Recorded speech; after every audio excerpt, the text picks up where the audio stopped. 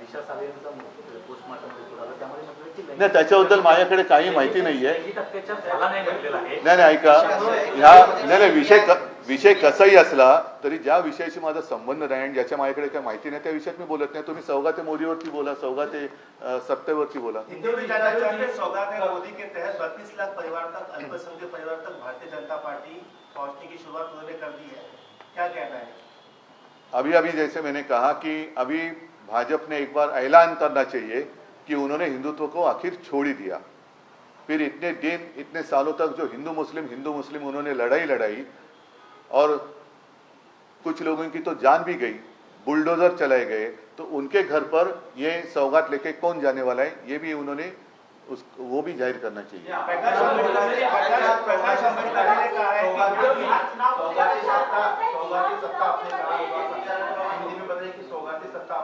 कि आपके ऊपर सवाल उठाए जाते थे, लेकिन नहीं, जब मुझे मतलब जो मेरी शिवसेना एक ही है, दूसरी है वो गद्दार सेना है, उसको शिवसेना मानने की कोई आवश्यकता नहीं है. तो जब शिवसेना को मुस्लिम समाज ने भारी मतदान किया तब इन्होंने एक ऐसी अफवाह फैलाई कि ये सत्ता जिहाद है. तो अब ये सत्ता है क्या सौगाते सत्ता नहीं तो दूसरा क्या है? ये सत्ता पाने के लिए कुछ भी कर सकते हैं और इसका एक उदाहरण है. सौगाते मोदी लहू में भीगी हुई है, सौगाते मोदी और 100 चूहे खा के दिल्ली चली हज को, ये प्रकाश आंबेडकर ने कहा है. तो उन्होंने कहा, मैंने आज जो कहा मुझे कहना तो मैंने कहा. सर आनंदाचा शिधा वाटला जायचा, सणासुदीला आनंदाचा शिधा वाटला जायचा, तो बंद करण्यात आला आणि सौगाते मोदी दिला. नाही, माझं मत आता असं आहे की आता हनुमान जयंती येते, मग रामनवमी येईल, मग त्यावेळेला भाजपचा बहुसंख्याक सेल असा काही आहे का? जसा अल्पसंख्याक सेल आहे तसा बहुसंख्याक सेल जर असेल तर त्या सेलमध्ये म्हणजे बॅटरीमध्ये काही पॉवर राहिली असेल तर ते काही वाटणार आहेत का? कारण ही भाजपाकडनं भेट जाते, भाजपाकडे जो पैसा आहे त्या पैशातनं ही भेट जाते आहे. आणि मग तसं त्यांनी सांगितले की बैसाखीला हे वाटणार आहेत, चांगली गोष्ट आहे. ईस्टरला वाटणार आहेत, खूप चांगली गोष्ट आहे. हे सौगाते मोदी म्हणजे ईदच्या निमित्ताने भेट देतात, ही सुद्धा चांगली गोष्ट आहे. पण हिंदूंना नुसती घंटा वाजवायला द्यायची, त्यांना दंगलीसाठी वापरायचं आणि मग जे दंगल ज्यांच्याकडनं करायला लावायची ते तर त्यांची जीव जातात, घरं जाळली जातात, त्यांच्यावरती कारवाई केली जाते, त्यांच्यावरती पोलीस केसेस होतात आणि मग हे मात्र सत्तेसाठी सगळ्यांच्या गळाभेटी घेत फिरणार. आता असं मी ऐकलं की आता नुकतंच जी काय दिल्लीची निवडणूक झाली त्याच्यानंतर दिल्लीमध्ये बऱ्याच वर्षानंतर भाजपची सत्ता आली, तिथल्या मुख्यमंत्र्यांनी सुद्धा इफ्तार पार्टी वगैरे केली असं मी ऐकलं. खरं खोटं मी काय बघितलं नाही. अधिवेशनामध्ये महाविकास आघाडीने विरोधी पक्ष नेतेपदासाठी प्रस्ताव दिला होता. काल अखेरच्या दिवशी भूमिका जाहीर अशी करण्यात आली की मुख्यमंत्र्यांचं असं म्हणणं आहे की उपाध्यक्षांच्या बाजूची खुर्ची काही काळ मोकळी ठेवावी. कॉमस्कोर नुसार आता isakal.com आहे देशातील नंबर 1 ची मराठी न्यूज वेबसाईट.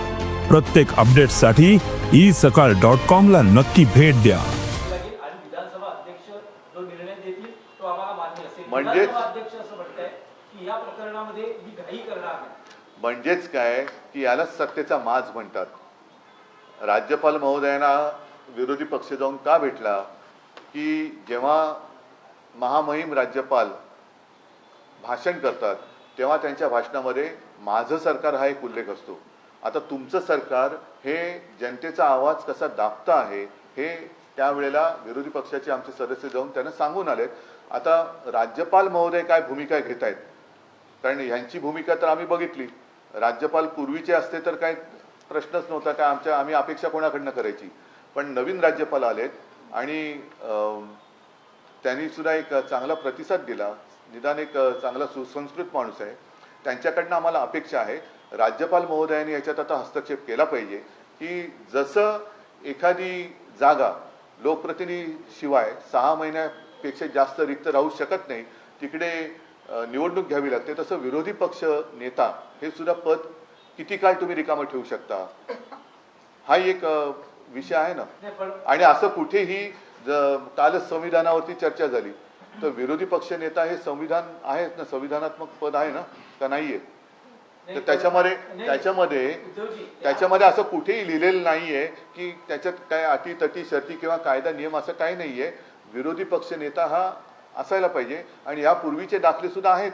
नाही, पण उद्धवजी, महायुतीचे सर्व आमदार असं म्हणतो आहे की पुरेसं संख्याबळ विरोधी पक्षाकडे आमदारांचं नाहीये. लोकसभेमध्ये असं कुठेही म्हटलेलं नाहीये. ही 10 वर्ष हे पद रिक्त होतं कारण आवश्यक संख्याबळ लोकसभेत नव्हतं. कदाचित असू शकेल, पण विधानसभेमध्ये असं कोणताही कायदा कानून नाही. उद्धव सर, ठीक आहे. हा आणि एक मिनिट, जर संख्याबळाचं जर का काही असलं त्यांच्या वेगळ्या संविधानात तर त्यांनी तसं लिहून द्यावं.